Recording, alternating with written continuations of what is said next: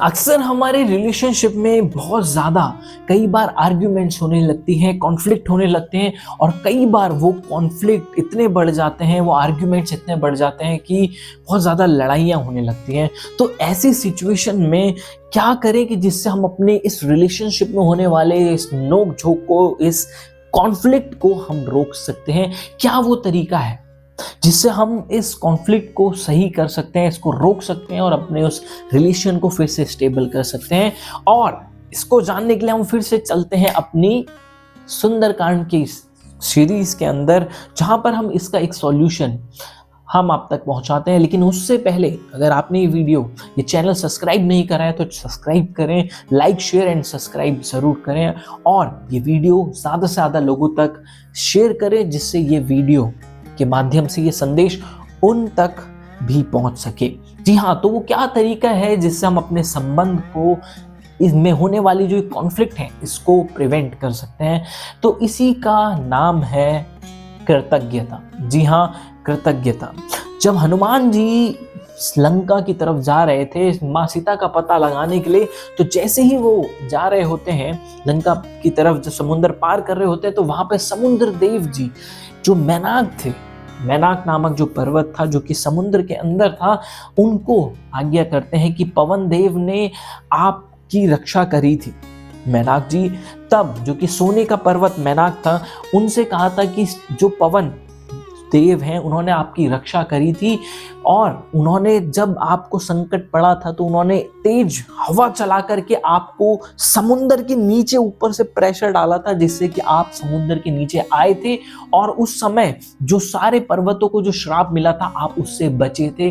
किसके कारण? पवन देव के आशीर्वाद, उनकी कृपा, उनका जो वो एफर्ट्स थे उसके कारण। तो आज उन्हीं का पुत्र आपके ऊपर से जा रहा है, वो एक राम काज के लिए आगे जा रहा है, एक सही कार्य के लिए जा रहा है और उन्हीं का पुत्र आज आपके ऊपर से जा रहा है। तो ये आपका धर्म बनता है, आपका कर्तव्य बनता है और ये कृतज्ञता है। तब जब ये बोलते हैं तो मैनाक जी ऊपर आते हैं और हनुमान जी के सामने समक्ष आते हैं और जो कि सोने का पर्वत, वो मैनाक जी हनुमान जी से कहते हैं कि हनुमान आओ और थोड़ा विश्राम कर लो, उसके बाद तुम वापस चले जाना। तब हनुमान जी कहते हैं कि राम काज कीने बिनु मोहि कहाँ विश्राम। कि हाँ, हनुमान जी जाते हैं और नीचे जाकर के उनको स्पर्श करते हैं और स्पर्श करके कहते हैं, प्रणाम करके कहते हैं कि आप मेरे पिता समान ही है, क्योंकि पिता का मित्र पिता समान ही होता है। तो नीचे जाकर उनके चरण छूते हैं और वापस कहते हैं कि राम काज कीने बिनु मोहि कहाँ विश्राम, और उनसे आज्ञा लेके वापस अपने रास्ते को चले जाते हैं। तो यही एक पाठ हमें सिखाता है कृतज्ञता। जी हाँ, कई बार हम रिलेशनशिप में अपने सेल्फ ईगो के चक्कर में सामने वाले का जो हमारे लिए एफर्ट्स रहे हैं शुरू से लेकर, हम उसको भुला देते हैं। उसने जो भी अच्छी चीजें हमारे लिए करी हैं, जो भी एफर्ट्स उसने हमारे लिए किए हैं, हम उसको देखना बंद कर देते हैं। उसने जो भी हमारे लिए किया है, जो उसने पहले किया था या जब हमें ज़रूरत पड़ी थी, वो एफर्ट्स उसने हमारे लिए किए थे, हम उसको भुला देते हैं और अपने सेल्फ ईगो के चक्कर में, अपनी कुछ बातें मनाने के चक्कर में वो दबाव उन पर डाल रहे होते हैं कि जिसकी वजह से हम उनको एक आर्ग्यूमेंट्स के उस सिचुएशन में ले आते हैं और एक दूसरे का अनादर और डिसरिस्पेक्ट करना शुरू कर देते हैं। हम ये सोचते ही नहीं कि ऐसा करने से यार वो सारे एफर्ट जो उसने मेरे लिए किए थे, ना जाने उसने पहले मेरे लिए इतना सारा सब कुछ किया था, तो क्या मेरा कृतज्ञता नहीं है? क्या ये मेरा एक कर्तव्य, क्या ये मेरा एक धर्म है कि यार उसने जो मेरे लिए किया वो बहुत है। तो चलो ठीक है, अगर इसमें झुकना पड़ रहा है कोई बात नहीं, मैं झुक जाता हूँ।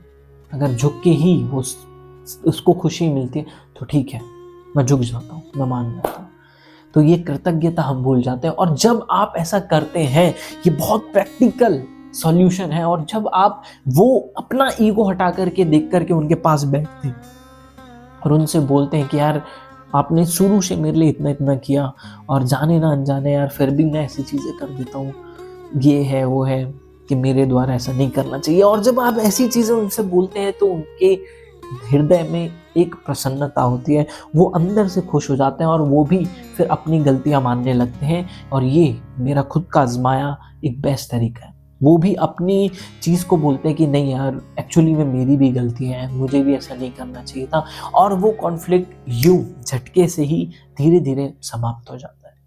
क्योंकि अगर ईगोइस्टिक फाइट चलती रहेगी तो ना कोई आज तक संबंध बचा है उसके चक्कर में और ना बचेगा।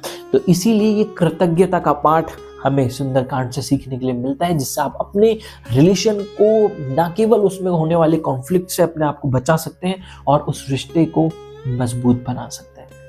ये वीडियो आपको कैसी लगी नीचे कमेंट में बताना, और इस सीरीज से जुड़ी जो पिछली वीडियोस हैं उनको भी जरूर सुने। मुझे पूरा विश्वास है कि आपको अपने जीवन के लिए बहुत महत्वपूर्ण सीख इस हमारे सीरीज के माध्यम से आपको जरूर मिलेगी। तो मिलते हैं नेक्स्ट वीडियो में। Till then take care.